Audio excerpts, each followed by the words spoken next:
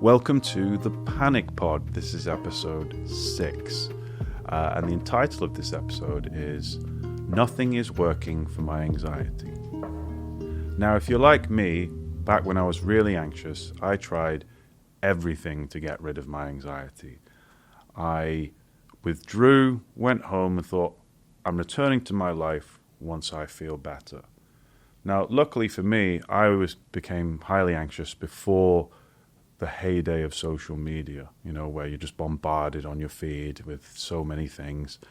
I had Google, though, so I used to spend hours Googling, searching, going down Reddit holes, trying to find the answer to how to get rid of my anxiety.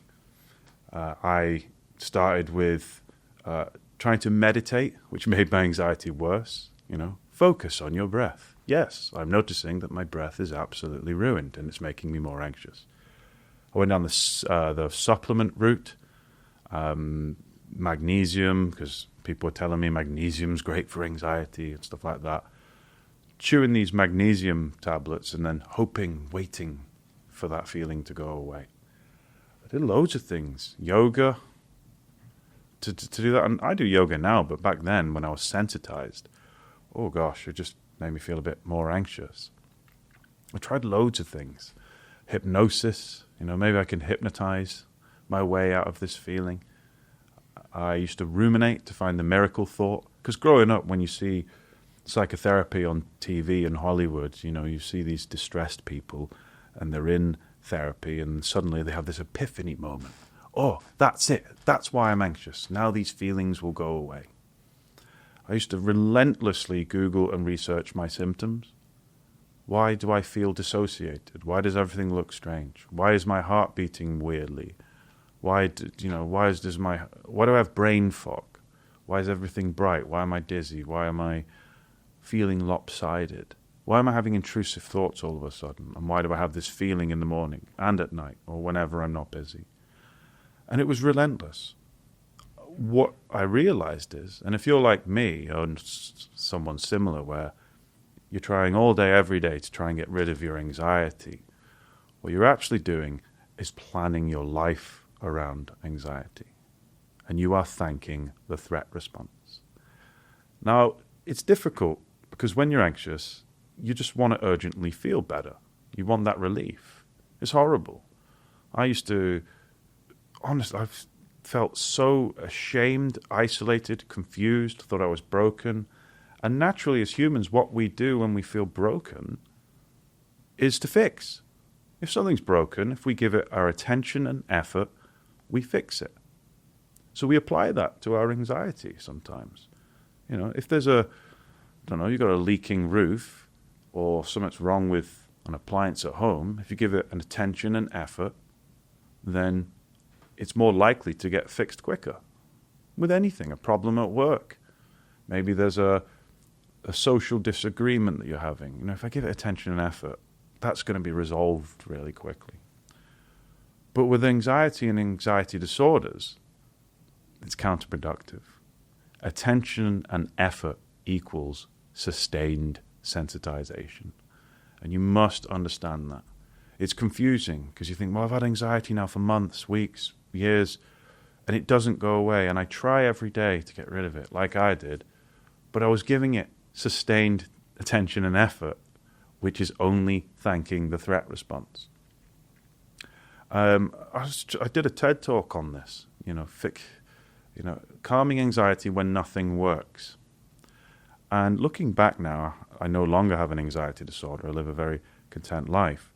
But looking back, I would spend almost every free available waking minute trying to fix myself, whether it's focusing, measuring, avoiding, trying to make myself feel better. But if you really think about it, and I'm looking back, and if you're someone who's anxious now, what are you teaching the brain when the brain is monitoring you all day, every day, or for however long you do it? It's watching you fix, in air quotes, yourself. It's going to think you're broken. You're going to be sending messages to the brain and starting a feedback loop where if I keep behaving every day like I'm broken, then the brain's going to get confused and also think that you're broken, particularly the threat response. And we end up in a giant cycle. So when you say, nothing works my anxiety, I always invite clients or people, or even speaking to myself many moons ago, is, have you considered that maybe you're not broken, but you got really scared once, you were in a sensitized state, and our behaviors and attention now are keeping us there? And that applies to a lot of anxiety disorders. Nothing works because you're behaving like you are in danger, so we thank the threat response. And this is what I was doing. Oh, you can't go there just in case you're having a panic attack. Or you can't go to that event just in case you freak out. Or you go to the doctors just in case you're having a heart problem. Now, don't get me wrong, go to the doctors always if you have doubts, but in general, when I'm going to the doctors 7, 8 times, and each doctor's saying, you've got anxiety, mate, there's got to be a point where it's like, okay, I'm doing this as a safety behavior. If I'm going for a walk in the park and what I'd usually do is, I don't know, listen to my podcast, not my podcast, not listening to my own voice, and not that narcissistic, listening to a podcast or a book, or taking in the surroundings like I'd usually do. If I'm not doing that and instead inwardly focusing on how I feel, trying to get rid of it, forcing deep breathing, doing tapping, doing all these things, techniques to get rid of things, I'm just showing the brain and the threat response that anxiety is important. But I remember when things shifted, which was the day that I would go into the park to intentionally feel anxious, to show the brain that anxiety isn't needed here. So I'd be walking through the park, and yes, I felt like crap. That's the whole point. But then I'd mindfully and intentionally bring my attention to other things, whether it's things around me. Oh, look, there's a rabid squirrel. Oh, look, that bin's overflowing. Manchester's quite bleak sometimes. Oh, look, there's the flowing river. Look, there's people playing over there with a frisbee. And yes, I'm going to compulse. I have an anxiety disorder. You have an anxiety disorder. You're going to compulsively go, has it gone yet? Has it gone yet? Has doing mindfulness gone yet? Has being out in the park worked? Well, no, we're still going back into that old loop. The whole point is to go, yeah, I'm going to be anxious, and I'm practicing being anxious. And then, as you'll find, and anyone with an anxiety disorder will tell you this, and this is how you know you're not broken, when you're fully distracted or immersed in something, you are less anxious. Why? Because you're not compulsing. It's not the distraction that's making you less anxious. It's the fact that you're not compulsing. And if someone would have told me that years ago, I'd have been I don't regret anything, but I'd have been desensitized a lot quicker.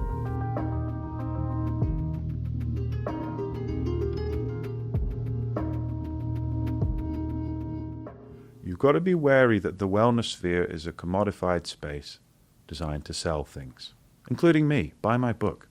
But in general, it will sell you quick fixes and hacks. I remember I got what was that herbal thing called? Rescue Remedy. I would never leave my house without Rescue Remedy, because if I felt the feelings I didn't like, the adrenaline rush that we spoke about in previous episodes, I would have something to do to get rid of that feeling.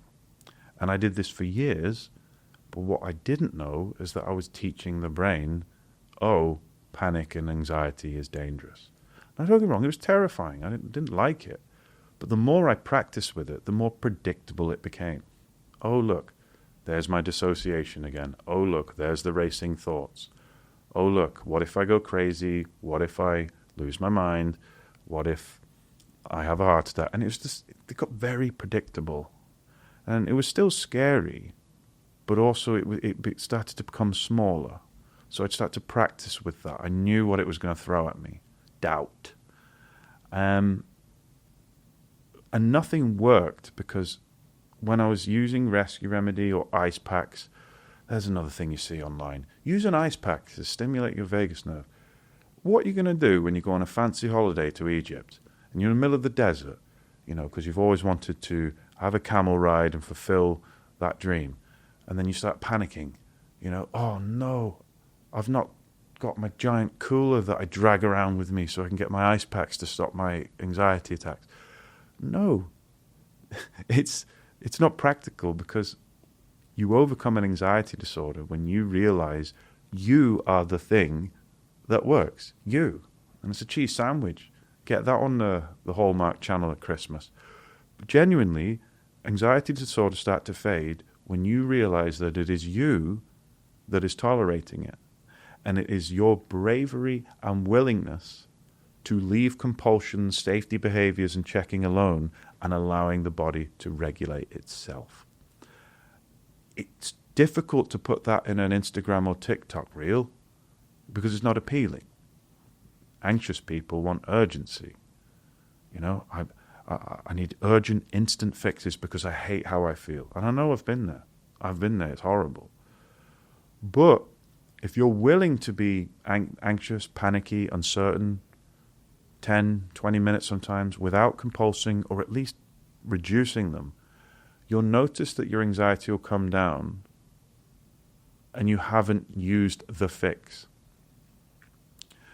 When you start treating anxiety like you're broken, okay, I need to not medicate, but I need something to make it go away. What does that teach the brain about your distress tolerance skills? You start to reinforce a core belief that I can't handle anxiety. And that's the problem. I can't handle this intrusive thought. Something else needs to handle it for me. And don't expect to overcome anxiety if you haven't nurtured that core belief that you can do it. And this was me. For many years, I can't handle this. Someone needs to save me. I used to have something called monophobia. I'll do an episode on monophobia and stuff. I mentioned it briefly in the last episode, but it's like I could do things. I always had to have someone nearby just in case, or I could go away on holiday, but I had to be near a hospital just in case, or I can go to the event, but I'll need to have safety things in place just in case that intrusive thought came true, and when I started to realize and practice over time with compassion, start to practice, okay, I'm just going to be with the uncertainty without responding. The anxious brain rewires. Because what happens, the amygdala is watching, is protecting you. Bam, there's some adrenaline. Bam, there's some cortisol. Bam, there's all the symptoms and the scary thoughts and the doubt. And when you don't respond and just allow that really uncomfortable feeling to be there, but you're like, no, I'm not showing you you're important right now, and allow the adrenaline to burn up and allow the cortisol to go through, the brain, particularly the amygdala, registers that nothing bad happened. Its whole job is to get you to avoid and to warn you of danger. But when you willingly go and experience that threat response, which is very healthy, it's not harming you, and you're willing to be with that discomfort, what happens is the anxiety always passes without safety behaviors, and the brain wires to go, oh, nothing happened there. And the amygdala goes, oh, right. Well, I thought panic attacks or that scary place or you losing control or whatever the worry is. My job was to convince you that was very real. But you've proven me wrong. I'm now going to rewire my brain now. That memory is changed. It's stored. You've opened up the clam and you've rewired the amygdala because you showed the brain anxiety isn't needed here. Disordered anxiety, that misfiring threat response, and really consider what you would learn if you went somewhere and you went to a dinner with the family and it was really scary, or you went to a meeting and it was scary, and you sat in there, and as soon as you got anxious, you did what I used to do, a rescue remedy, magnesium, benzo, whatever. And you take that, and the anxiety goes away. What have you learned there? You've done zero learning about your ability to tolerate discomfort and giving all the credit for something else. And I'm going to talk about that in the next episode. Who gets the credit for anxiety passing? And if it isn't you, then don't expect to leave the loop of anxiety, because the brain never learns that you alone can cope. Now, don't get me wrong, it's okay to ask for support when life gets tricky. Maybe you are anxious, maybe you're just going through anxiety disorders, and you want to complain to someone that it's annoying. It is. I used to say that to my friends and family. This anxiety is doing my head in. I didn't go to them for reassurance. Okay, I went to them for support, for them to believe in me that I could do it. That's when it's okay. It's okay to go to people when you're feeling down. If you're feeling down, depressed, angry, frustrated, grieving, despondent, by all means share that with people. It's good to talk. But when it becomes a compulsion, a safety behavior, a just in case, just be aware that, hold on, I might be sharing some credit with someone else here. Anyway, we'll talk about that in the next episode. Thanks for listening to me ramble on about when nothing works. And feel free to watch the TED Talk I did. Bear in mind, I did that TED Talk in front of a couple of thousand people in Manchester, and it was the most scared I've ever been. It was up there anyway, and I felt sick. And I just told everyone and showed the amygdala, look, I'm anxious right now, and that's okay. I'm showing it, it's all right. By the end of the talk, I felt great, felt confident, because I taught the amygdala, look, all those things you were trying to warn me didn't come true. And it's really helped with my confidence in public speaking and stuff like that. But was I backstage going, I need to tap, I need to do my mantras, I need to do meditation? No, I was like, what will be, will be. It's okay. Practice willful tolerance. So yeah, feel free to check that out if you want to hear more about me talking about when nothing works. There's also a really cool real clip of just all the nonsense misinformation out there about anxiety. We'll get more ranty episodes on the Panic Pod later, but we'll keep that there for now. Thanks for tuning in, and I'll see you next time. I'm AnxietyJosh. You can follow me at AnxietyJosh, whether it's on Instagram or YouTube, or follow the Panic Pod pages. And I'll catch you soon.